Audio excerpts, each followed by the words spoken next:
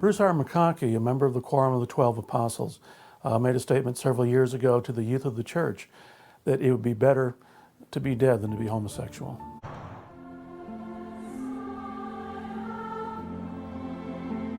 If children have a happy family experience, they will not want to be homosexuals, which I am sure is an acquired addiction, just as drugs, alcohol, and pornography are. Adultery, fornication, committing homosexual acts, and other deviations approaching these in gravity are not acceptable alternate lifestyles.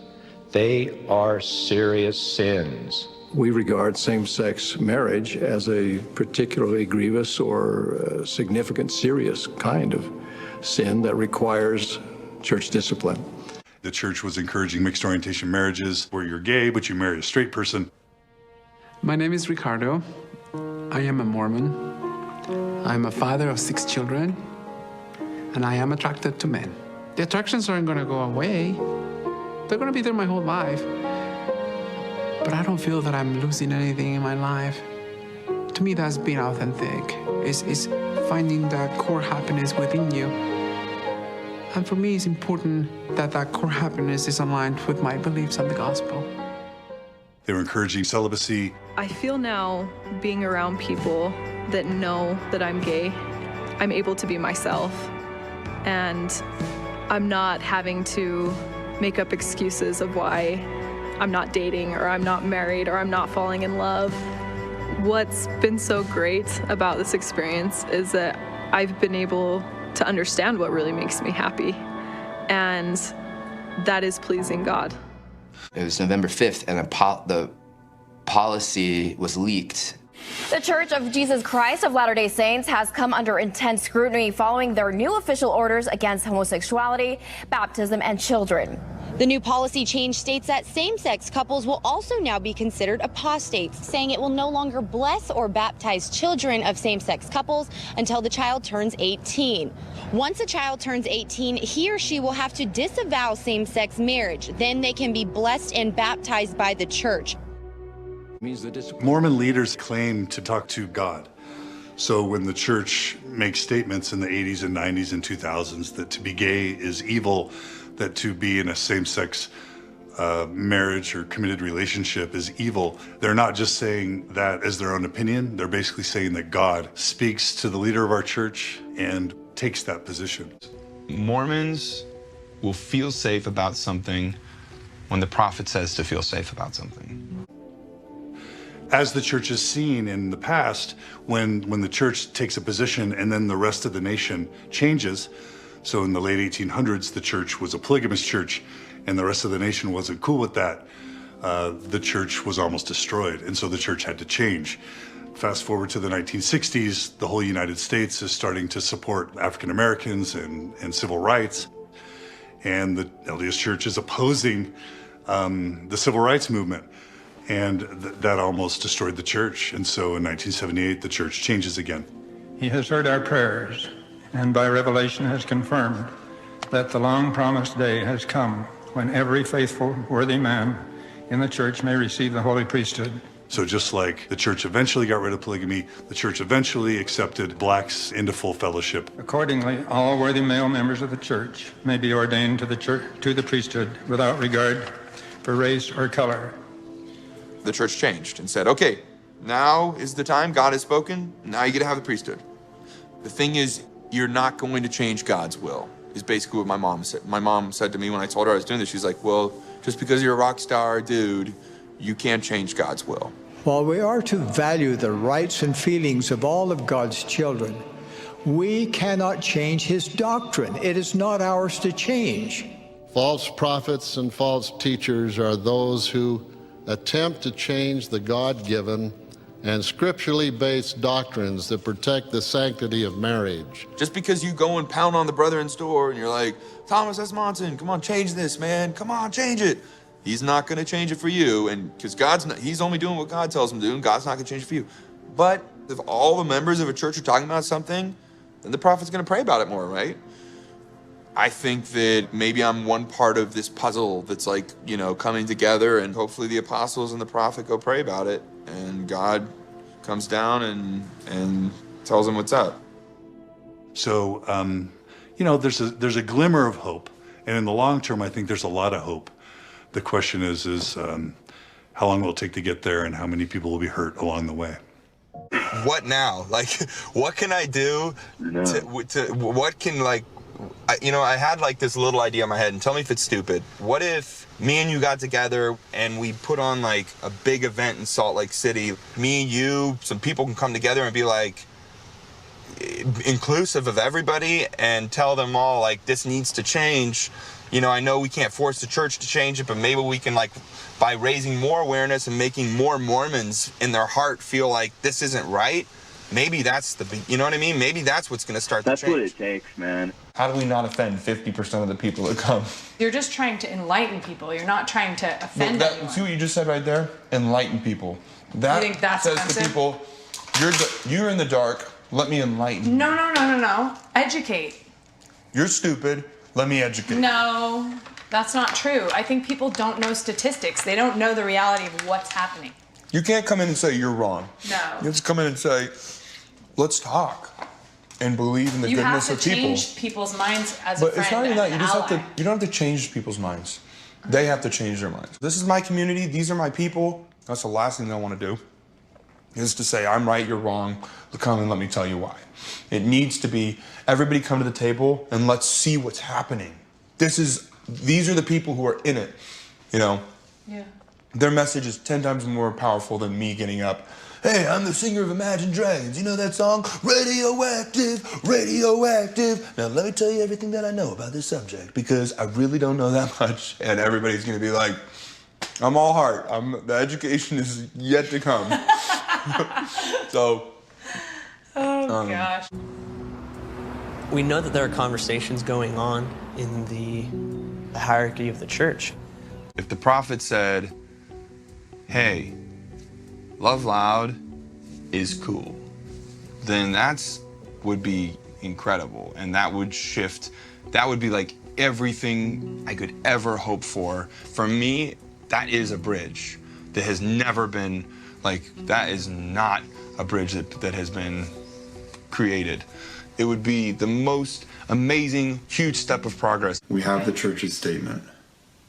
Quote, we applaud the love, it's long, jeez.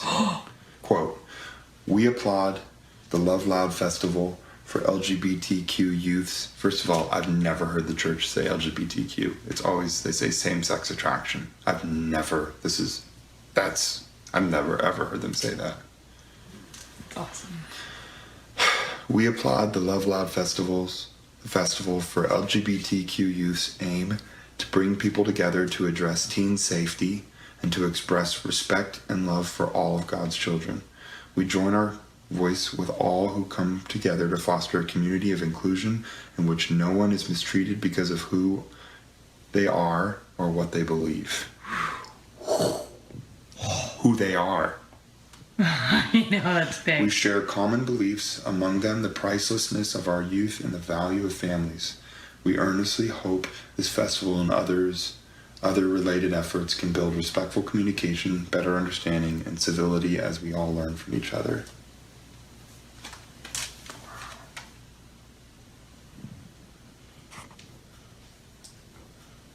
That's really great, babe. That's a step. It's pretty awesome.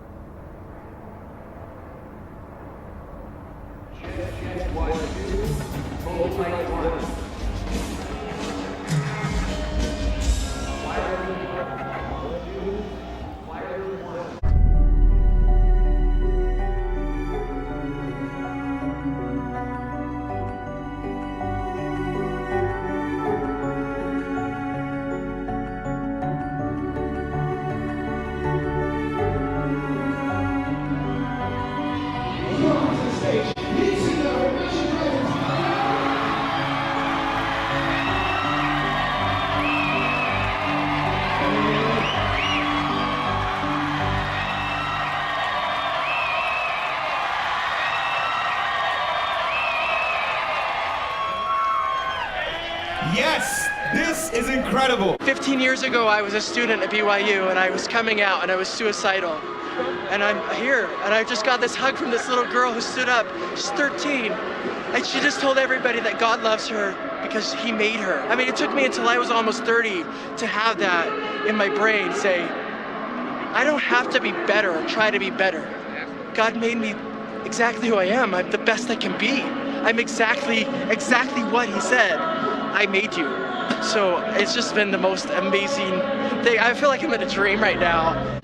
It's a tiny step with the church. It's a huge step for this area. It feels like a historic moment, really. It feels like we fought so hard for so long, and finally we're able to do something significant. We've reached critical mass. A scripture I cherish says of God that he inviteth all to come unto him and partake of his goodness, and all are alike unto him. May this be a new beginning for all of us, that this community may hereafter be known as a place of love for all.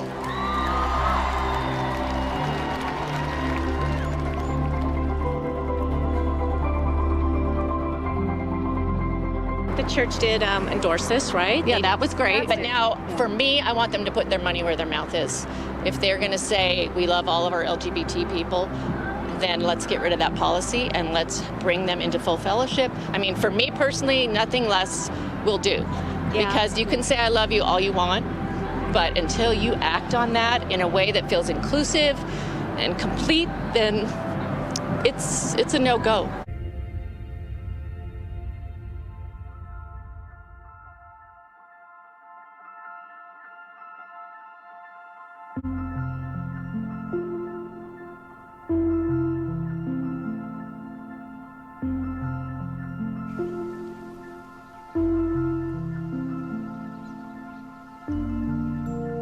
Love Loud was everything we could have hoped for and more.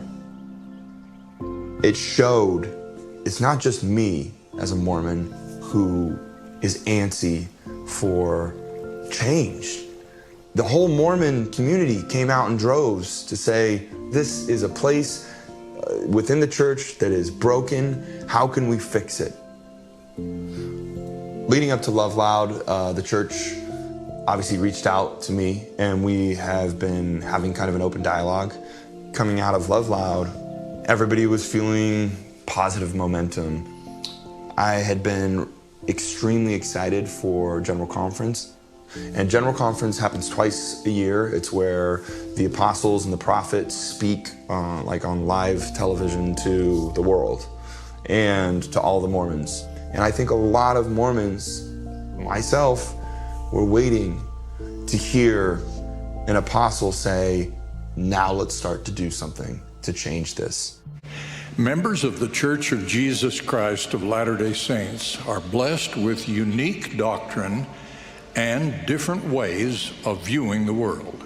We've witnessed a rapid and increasing public acceptance of cohabitation without marriage and same-sex marriage. Elder Oaks talked about the Family Proclamation, which is basically an old piece that was put together from the church that was released about marriage between a man and a woman, and these are the things that make up a good, healthy family. The Family Proclamation begins by declaring that marriage between a man and a woman is ordained of God, and that the family is central to the Creator's plan for the eternal destiny of His children.